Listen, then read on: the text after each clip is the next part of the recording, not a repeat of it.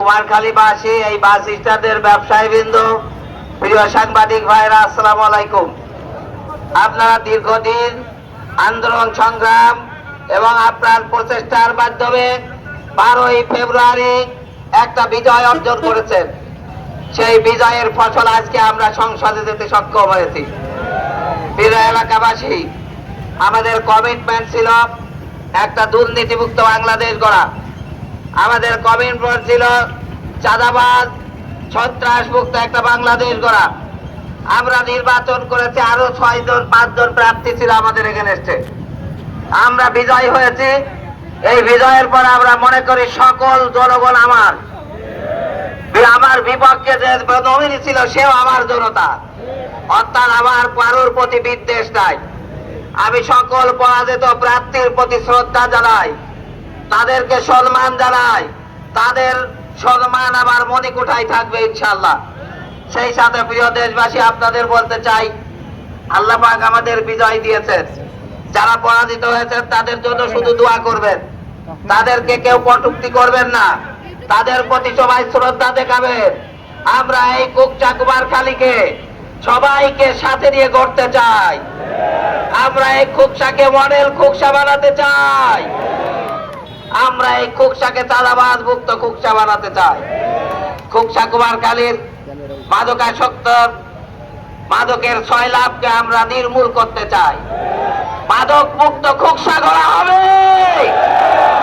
আমরা কুকসা কুমারখালীবাসীকে নিয়ে দুর্নীতি মুক্ত কুকসা গড়ব ইনশাআল্লাহ। আমরা কুকসা হাসপাতাল সহ সকল জায়গায় আমরা পরিচ্ছন্ন কুকসা হিসাবে গড়ে তুলতে চাই। আমরা কুকসা হাসপাতালের চিকিৎসা ব্যবস্থা উন্নত করতে চাই। আমরা কুকসার চিকিৎসা শিক্ষা ব্যবস্থাকে উন্নত শিক্ষা ব্যবস্থা হিসাবে করতে চাই। এই করতে চাইলে কারোর সাথে ঝগড়া মারামারি করলে সম্ভব না।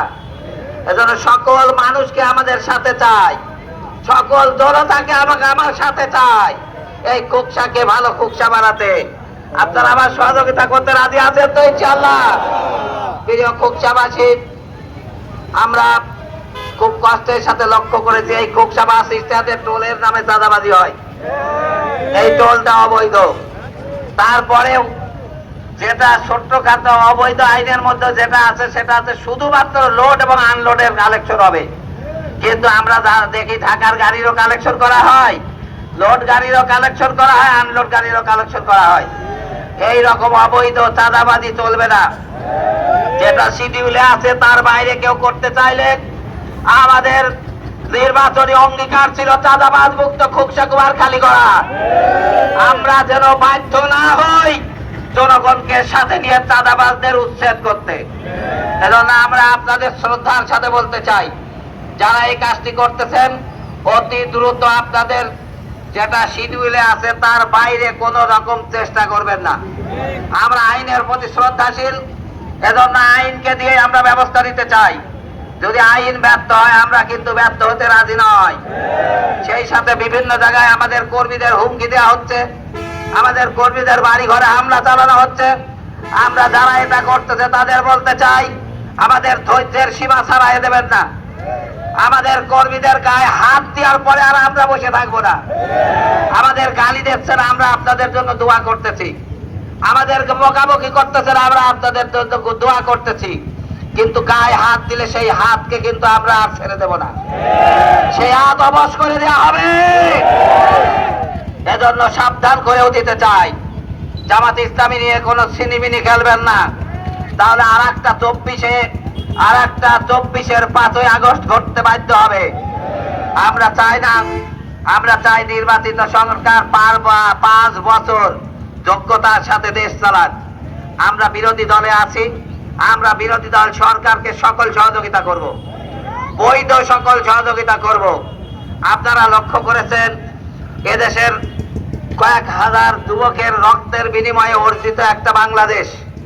এই জুলাই সনদের স্বীকৃতিতে বিএনপি রাজি হয় নাই। তারা শুধুমাত্র সংসদ সদস্য হিসাবে শপথ দিয়েছেন, কিন্তু তারা মানুষকে হ্যাঁ ভোট দিতে বলেছেন। কিন্তু হ্যাঁ ভোটের স্বীকৃতির জন্য সংসদ সদস্যদের একটা শপথ ছিল, যেই শপথটা ছিল সংস্কার কমিশনের সদস্য হিসাবে প্রত্যেকটা সংসদ সদস্য গণ্য হবে। কিন্তু আমরা দুঃখের সাথে লক্ষ্য করলাম বিরোধী বিএনপি সহ সরকারি দল এই সনদে স্বাক্ষর তো করেনি নাই, তারা শপথ গ্রহণ করেন নাই। আমরা বাধ্য হয়ে তার প্রতিবাদ স্বরূপ আমরা মন্ত্রিসভার শপথ গ্রহণে আমরা অংশগ্রহণ করি নাই। আমাদের কথা, যদি এই জুলাই বিপ্লব না হতো আজকে তারেক জিয়া আপনি প্রধানমন্ত্রী হতে পারতেন না, আপনি আপনার মায়ের জানাজায় অংশগ্রহণ করতে পারতেন না, 12ই ফেব্রুয়ারি বাংলাদেশে কোনো নির্বাচন হতো না। অথচ এই জুলাই বিপ্লবকে বৃদ্ধাঙ্গুলি দেখিয়ে আপনি আপনার সদস্যদের সংস্কার কমিশনের সদস্য হতে দেন নাই। এর মানে আপনারা হা ভোটের বিপক্ষে অবস্থান নিয়েছেন। বাংলাদেশের জনগণ হা ভোটের পক্ষে, দেশের 70% ভোট পড়েছে হা ভোটের পক্ষে। যদি এর বিপক্ষে যান কতদিন রাষ্ট্র ক্ষমতায় থাকবেন সেটা আল্লাহ পাক ভালো জানে। আমরা চাই না আবার আর একটা বিপ্লব হোক, আমরা চাই না আবার রক্ত ঝরুক এই বাংলাদেশে। আমরা চাই আপনারা সম্মানের সাথে দায়িত্ব পালন করেন। এজন্য আমরা বলবো জুলাই বিপ্লব যদি স্বীকৃতি দিতে হয়, জুলাই সনদের স্বীকৃতি দিতে হবে। আপনাদের যদি শুধু প্রবুদ্ধির উদয় হয় তাহলে সকল সংসদ সদস্যকে সংস্কার কমিশনের সদস্য হিসাবে শপথ পড়াবেন আপনারা। আমাদের অনুরোধ, আসেন আমরা সবাই মিলে জুলাই বিপ্লবকে স্বীকৃতি দিই নাকি? আপনারা জুলাই বিপ্লবের স্বীকৃতি দিতে রাজি আছেন তো? ইনশাআল্লাহ আপনারা দেখে যান এদেশের জনগণ জুলাই বিপ্লবের পক্ষে, অর্থাৎ এর বিপক্ষে যারা অবস্থান করবে বাংলার মাটিতে তাদের জায়গা হবে না। প্রিয় দেশবাসী, আপনারা আমাকে ভোট দিয়ে নির্বাচিত করেছেন।